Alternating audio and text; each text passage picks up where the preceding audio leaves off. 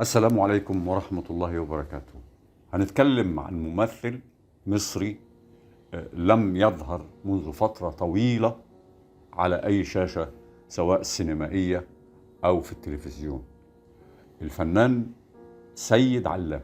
سيد علام كان خريج كلية الشرطة عام 1978 وبدأ في ممارسة هوايته للتمثيل، ومن المفارقات أنه كان في معظم أدواره كان بيجسد شخصية ضابط شرطة. حصل على ماجستير القانون الجنائي عام 1986 في جامعة القاهرة، وتدرج في مناصبه الوظيفية حتى وصل إلى رتبة لواء، وأحيل إلى التقاعد بعد تاريخ من العمل الشرطي المميز في عام 2013. الفنان سيد علام، اللواء سيد علام، الفنان سيد علام مرصود ليه أكثر من 80 عمل فني وشارك فيهم، ومنهم فيلم على من نطلق الرصاص عام 1975 ومسلسل الورثة المحترمون عام 1980، وشارك بدور ضابط شرطة سنة 1982 في فيلم على باب الوزير، ضابط شرطة سنة 1982 في فيلم عصابة حمادة وتوتو. فيلم أنا مش حرامية عام 1983 كان بيقدم شخصية المقدم ممدوح وهدان،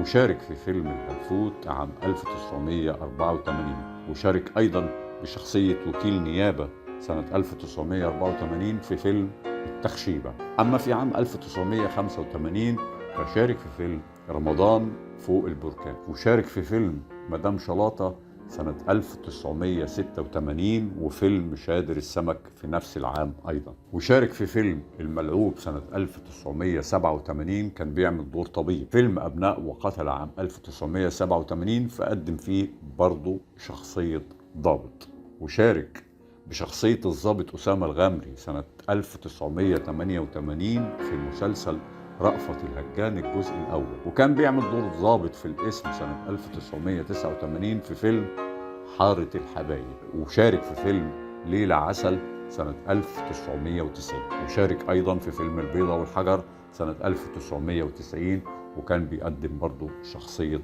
ضابط. الفنان سيد علام آخر عمل مسجل ليه هو مسلسل مشرفة رجل لهذا الزمان، كان عام 2011. الفنان الممثل اللواء سيد علام لم يظهر في أي أعمال أخرى بعد مسلسل مشرفة رجل لهذا الزمان.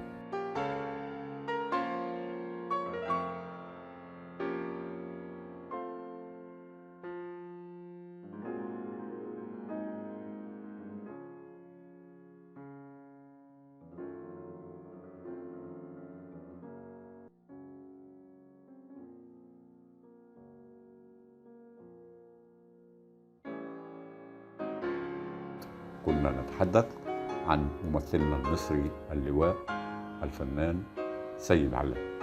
شكرا.